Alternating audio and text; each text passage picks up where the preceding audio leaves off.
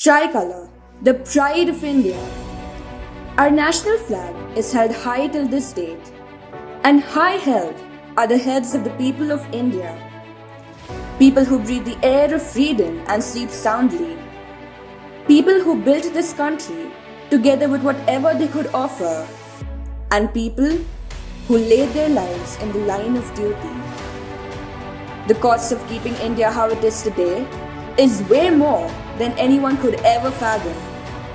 Our soldiers gave up their youth, their families, and their lives to safeguard that hard-earned freedom. When a soldier is lost, a lot of memories, pride, and sorrow is left behind. He leaves behind an emptiness which cannot be filled, loss which can never be reimbursed. We present to you the stories of such brave hearts from their families.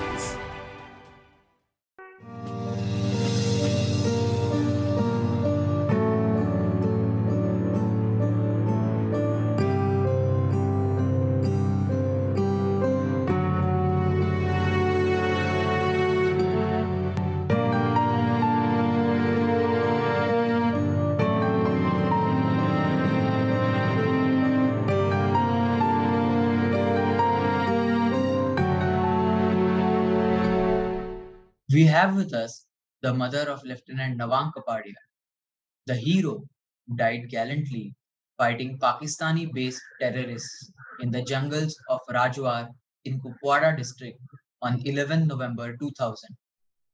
Let's hear the stories from the proud mother, Mrs. Geeta Kapadia. I remember when he was about 10 years old, uh, I said, now you can learn to cross the road on your own and you have to always cross at the signal. And he would point out to people and say that, look at that lady, look at that gentleman, they are just rushing through the traffic, not waiting, and we have to wait for the signal and things like that. And I did have to explain it to him that uh, civil discipline is very, very important for the society. And that is how a society can function well because the rules are made for everyone's safety, whether it is a common man or a person driving or a person walking on the road. And he would understood, but he never failed to watch out the people who were doing wrong, littering on the road, things like that. But he made sure that the discipline it came into him, and I could see that. He was about 17. He came home late, and I was waiting for him. It was about 11:30, and which was not for him to ever be late. And when he came back, he looked very tired and full of perspiration. So I asked him what happened. So he said that all of us, we had decided to go to Bandra and it got late and there were no, I was looking for a cab or a bus. And he said the rest of the boys, they decided that one boy had got his father's car and he was under 18. And rest of the boys wanted to take a ride in it. But Nawang refused. And since he couldn't get any bus or any taxi, he decided to walk home. That is the reason he was late and, perspiring. So he knew his principles and he kept by them.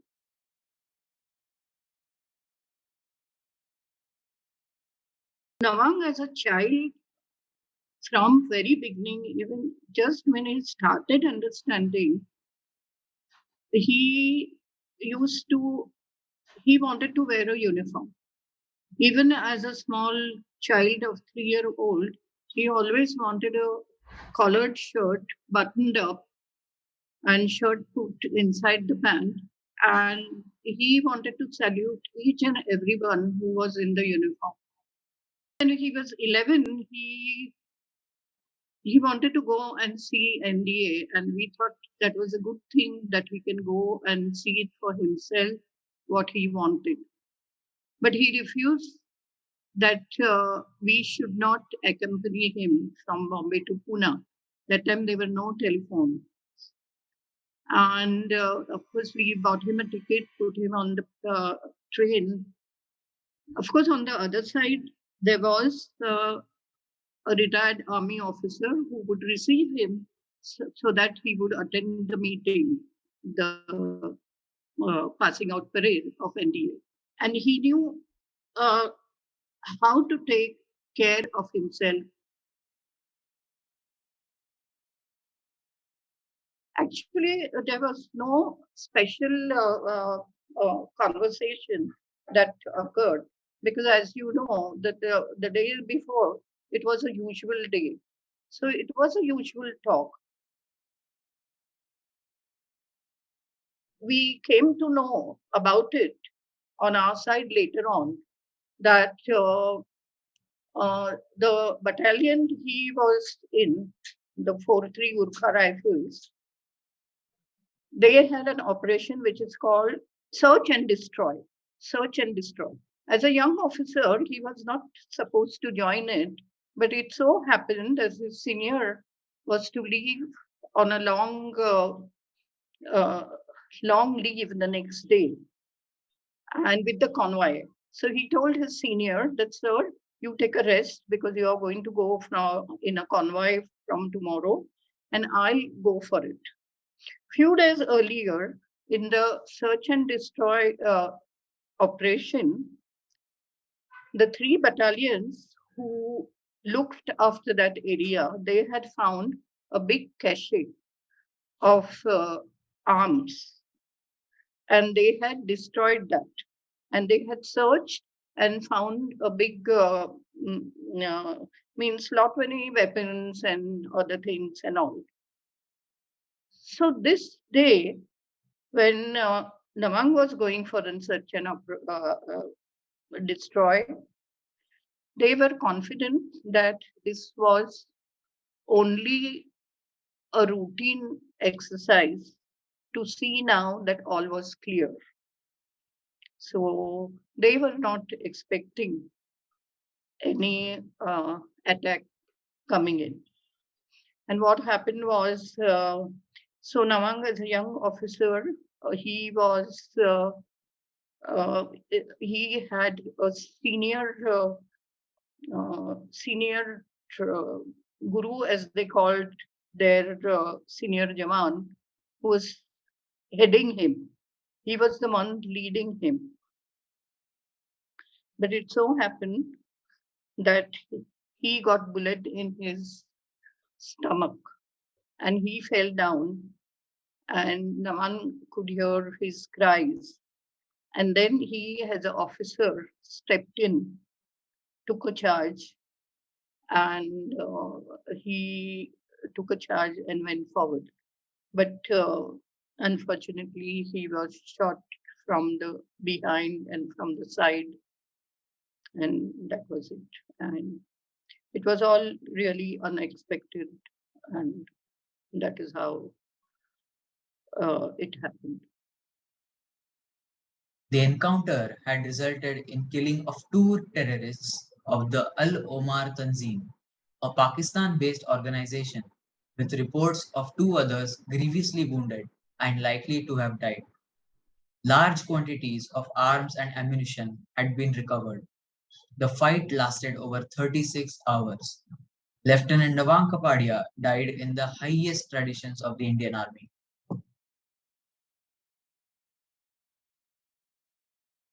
Soldier takes an oath where he says, that safety of his country, safety of his co-officers or people comes afterward, and his own safety comes the last. And they keep to that oath. When they leave their family behind, and they are ready now only for the nation. So nation is there first, and family is not, they don't belong to the family. They belong to the nation. Did people support her? I received a lot of letter. The first, what you call support, came from Nawang's co-officers with whom he had done the training. These were the young boys, all of them between 22 and 24. I had never seen them. I have not heard of them because they were from his academy, and they were all over India. But they would call and they would say that I'm Nawang's course mate. And that time it was STD, and they used to call me after 10:30, when that was the time they were free. And they would talk to me, and they would say that they support me, and they were very proud of their colleague to it. And it was not just a call for one day, it continued. And I was talking to these boys, the young officers, for a very long time. And not only they supported me, telling about themselves, telling about others, then they told me about army officers, colleagues who were injured. You have to think a lot of things happen when the things happen. There are, yes, there are people who get martyred, but there are people who get severely injured. So these boys, they told me about the young officers who had been shot in their spines and had become paralytic below their uh, uh, below their the legs have been affected. About the boys who had lost their arms, they had lost their legs, amputate ones, and they said, "Ma'am, we are far away from our friends. Will you go and support them?" This was a very, very hard time when we heard this. Here is a situation where we had lost our son, and his colleagues were telling us, go and support the other officers who have been injured, and they were affected for the whole life. And we went to Pune, and I tell you, this was a very different experience. These boys, they were so strong, and they took it in a pride. They said, we have lost our limb, but we have lost it for our country. So we are proud of it. And yet we are capable of everything. They had a spirit which really put us in, I would say, to have a better strength. And they continue to be still with me as a family. I had not met them for 2, 3 years. Then once in a while, I have met them. It's been 20 years now. And these unknown people to me, they still support. So, army personnel, I have found, are extremely supportive. And yes, civilians also, some of them.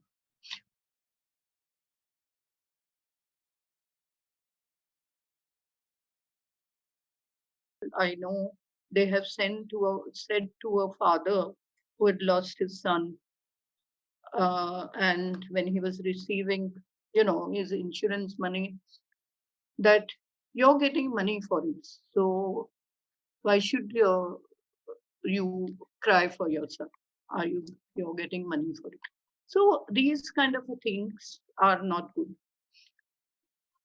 and many other things are there, which makes, see, all the army families are very proud of their son or their husband. But yes, the time is very, very sad, very, very critical. Whether you support them or not, they have their pride and they will come through it and they live their life very, very well. But yes, there is, when society does not support, there is a lot of sadness and there is a lot of bitterness in their heart. Only one very good example I came across was of Major Padmanabhan uh, Acharya. He's from Hyderabad. He was martyred before his daughter was born. So the child Aparajita, she was born when her father had not seen her. But not only the family and the friends, they looked after the child. She came here in Mumbai and she said that every week on a Saturday, the group of her father's friend would come together, terror as a child, as a baby, and they continued to tell her different stories. They saw to it that she was a well developed child and all that which a father couldn't do, the the other uncles, the friends and the uncles, they took the part. So she said, I have had a very happy childhood because I was brought up by the society. I think that is how it should be. Even in times of peace, the soldiers risk their lives to protect our country. They safeguard our borders in unimaginable extreme weather conditions to keep the enemy at bay. The war going on at Siachen at 18,000 feet. Right now we have ceasefire, but that doesn't mean we have not to protect them. People are staying there. The the army is there 24/7 through the winter in minus 40 to minus 60. Without a war, we lose people to the weather because that is a condition where no human can survive. So people lose their lives, people lose their you know, fingers, their toes, and sometimes they lose even their thinking ability. There are so many uh, Jawans who have been martyred, and everything is available. If you see on internet, you can keep in touch with us. Fortunately, there are others who need a lot of help, and not a help where money is involved. Your time and your words. That is what is required. There is a paraplegic hospital in Pune. There is another army hospital in Pune where people who have been amputated, they come and they, after leading an active life, they have to be in bed for 2, 3 years before they start moving out. They need a lot of support. The little babies who are growing up without their parents, they need a lot of support. There have been parents who have been totally isolated, just a single parent. See, it has been 20 years since Nawang has gone. So some of his colleagues, only father is living. He is no one in the whole sea of people. What happens to him? You know, I am the voice for all of them. I'm fortunate to have a lot of support, but there are many, many more who need a lot of support. And that is what you can do. And you really don't have to go much far from there. You could do it from your home. Just make it a thing, make it possible. Once in a year, once in a while, once in a festival's day, and all. But keep it for lifelong, like you would look after your own father and own sister.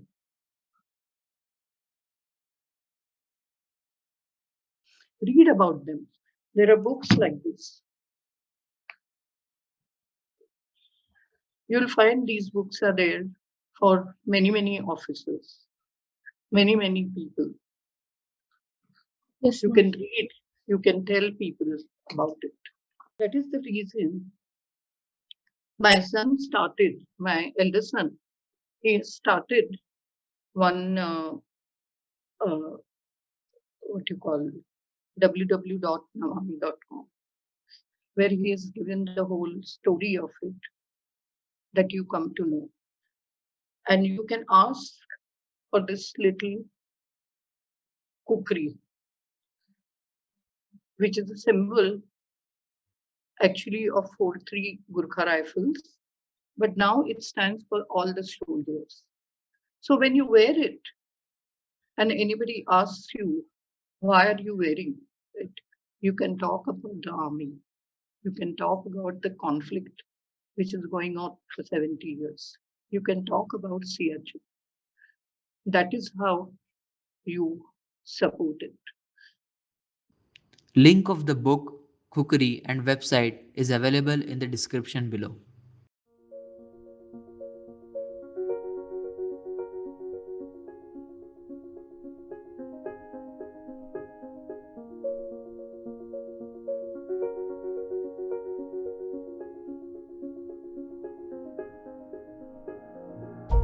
This is just one hero, one story. There are thousands of such stories which we have not heard about. Let us commemorate the ultimate sacrifice of our brave soldiers.